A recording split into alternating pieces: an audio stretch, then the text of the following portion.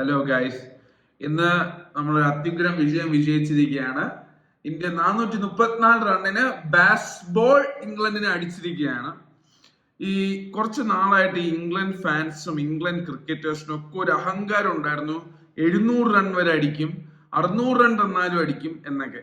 556 റണ്ണിന് നമ്മൾ കൊടുത്തു, 122 all out ആയിരിക്കുകയാണ്. അത് 100ന്റെ ഓൾ ഔട്ടാണ്. ആ മാർക്ക് വുഡ് വന്ന അവസാനം കുറെ 6 അടിച്ചാണ് ഈ 122 വരെ എത്തിയത് തന്നെ. ഇന്ത്യൻ ടീം തിന്നു ഒരു വലിയ കൈയടി. യശസ്വി ജയ്സ്വാൾ അടുപ്പിച്ചുള്ള രണ്ടാമത്തെ 200 അടിച്ചിരിക്കുകയാണ്. 2 കളിയിൽ അടുപ്പിച്ച് 200 അടിക്കുന്ന മൂന്നാമത്തെ ഇന്ത്യൻ ആയിരിക്കുകയാണ്. വിനോദ് കാംബ്ലി, വിരാട് കോഹ്ലി, യശസ്വി ജയ്സ്വാൾ ഈ 3 പേരാണ് അടിച്ചിരിക്കുന്നത്. പിന്നെ ശുഭ്മൻ ഗില്ലിന്റെ നല്ലൊരു ഇന്നിങ്സ് ഉണ്ടായിരുന്നു. അത് 91 വെച്ച് റൺ ഔട്ട് ആയിപ്പോയി.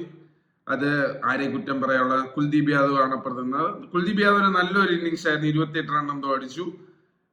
നമ്മുടെ സർഫറാസ് ഖാൻ വന്ന് ഇന്ന് അതേപോലെ നല്ല അടിയോടടി നമ്മൾ അടിച്ച് ബാസ്ബോൾ എന്താണെന്ന്, ബാസ്ബോൾ ഉണ്ടാക്കിയവരെന്ന് പറയുന്നവരെ കാണിച്ചു കൊടുത്തു. വേറെ ലെവൽ പെർഫോമൻസ് ആയിരുന്നു. സ്റ്റോക്സ് ഒക്കെ എന്ത് ചെയ്യണം എന്ന് അറിഞ്ഞുകൂടാതിരിക്കുകയായിരുന്നു. 4 പേര് ഇംഗ്ലണ്ടിന്റെ സെക്കൻഡ് ഇന്നിംഗ്സിൽ സ്വീപ്പിലാണ് ലെഗ് ബിഫോർ വിക്കറ്റ് ആയിരിക്കുന്നത്. ജോണി ബെയർസ്റ്റോ പിന്നെയും 4 റൺ എടുത്ത് ഔട്ടായിരിക്കുകയാണ്. ജോണി ബെയർസ്റ്റോ എന്തിനാണ് ഈ ടീമിൽ കളിക്കുന്നതെന്ന് എനിക്ക് മനസ്സിലാവുന്നില്ല. അങ്ങനെയൊക്കെ മാറ്റി വേറെ പ്ലേയേഴ്സ് ഇംഗ്ലണ്ടിൽ ഇല്ലേ എന്നുള്ള ചോദ്യമാണ് എനിക്ക് ചോദിക്കാൻ താല്പര്യം. പിന്നെ ഒരു ഡോമിനേഷൻ എന്ന് പറഞ്ഞാൽ ഇങ്ങനെ ആയിരിക്കണം. ഡോമിനേഷൻ ഒരു ദിവസം ബെൻഡക്കറ്റ് അടിച്ചപ്പോഴത്തേക്കും ഇംഗ്ലണ്ട് കമന്റേറ്റേഴ്സ് ആയിക്കൂടെ, ഗ്രേം സ്വാനൊക്കെ പറയുന്ന ഡയലോഗുകൾ കേട്ട് കഴിഞ്ഞാൽ നിങ്ങൾ കാണുമായിരുന്നു. എന്താ ഡയലോഗ്. പിന്നെ ഓസം വിക്ടറി ആയിരുന്നു. ജഡേജയ്ക്ക് 5 വിക്കറ്റ്, അശ്വിൻ 1 വിക്കറ്റ്, കുൽദീപിന് 2 വിക്കറ്റ്, സിറാജിനും ബുംറയ്ക്കും ഓരോരോ വിക്കറ്റ്. എല്ലാം കൊണ്ടും ഒരു ഓൾറൗണ്ട് പെർഫോമൻസ് ആയിരുന്നു. Enjoyed a lot. ഇന്നത്തെ കളി അടിപൊളിയായിരുന്നു. ഒരു ദിവസം ബാക്കി വെക്കാൻ കളിയും തീർത്തിട്ടുണ്ട്. അതുകൊണ്ട് രോഹിത് ശർമ്മയ്ക്ക് ഒരു വലിയ കൈയടി. നാളെ തൊട്ട് വർക്കിന് കറക്റ്റായിട്ട് എല്ലാവർക്കും പോവാം. കളി കണ്ടോണ്ടിരിക്കേണ്ട ആവശ്യമില്ല. നല്ല ഒരു മാച്ചായിരുന്നു.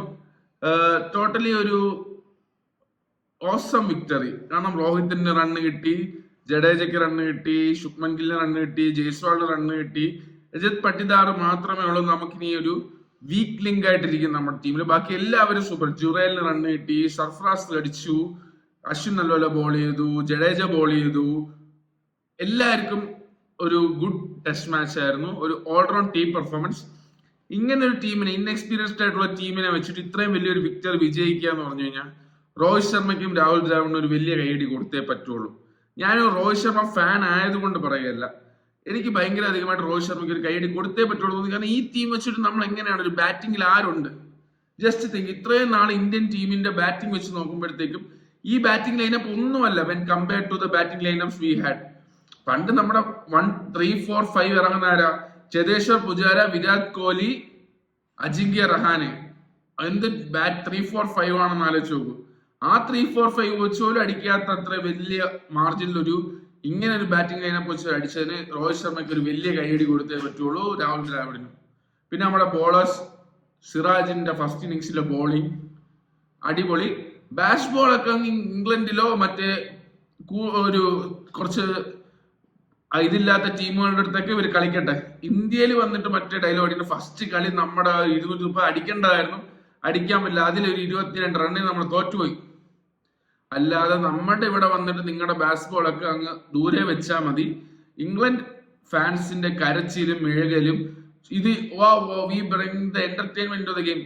എന്റർടൈൻമെന്റ് കൊണ്ടുവരാനല്ല, ജയിക്കാനാണ് കളിക്കുന്നത്. നമ്മൾ ജയിക്കാനാണ് കളിക്കുന്നത്. എന്റർടൈൻമെന്റ് കൊണ്ടുവരുന്ന ജയിക്കുന്നതിന്റെ കൂടെ കുറച്ച് എന്റർടൈൻമെന്റ് കൊടുക്കുക. അതിന് ജയ്സ്വാളും നമ്മുടെ സർഫറാസും ഒക്കെ ആവശ്യത്തിന് കൊടുത്തിട്ടുണ്ട്. അപ്പം ബാസ്ബോൾ ഒന്നുമല്ല, വെൽ പ്ലേഡ് ക്രിക്കറ്റ് ആണ് ആവശ്യം. ഗുഡ് പ്ലേയിങ് ഓഫ് ക്രിക്കറ്റ് ആണ് ആവശ്യം. അല്ലാതെ ബാസ്ബോൾ എന്റർടൈൻമെന്റ് അതിന്റെ ഒരു ആവശ്യമില്ല. കാണിച്ചു തന്നിട്ടുണ്ട്. മിണ്ടാതെ പോയി വീട്ടിൽ ഇരിക്കുക ഇംഗ്ലണ്ട് ടീം, അത്രേ ഉള്ളൂ. ഓക്കെ, മിണ്ടാതെ പോയി 4ാമത്തെ ടെസ്റ്റിൽ വന്ന് ഒരു തോൽവിയും കൂടെ കാണിച്ചു കഴിഞ്ഞ് കഴിഞ്ഞാൽ സീരീസും കിട്ടി.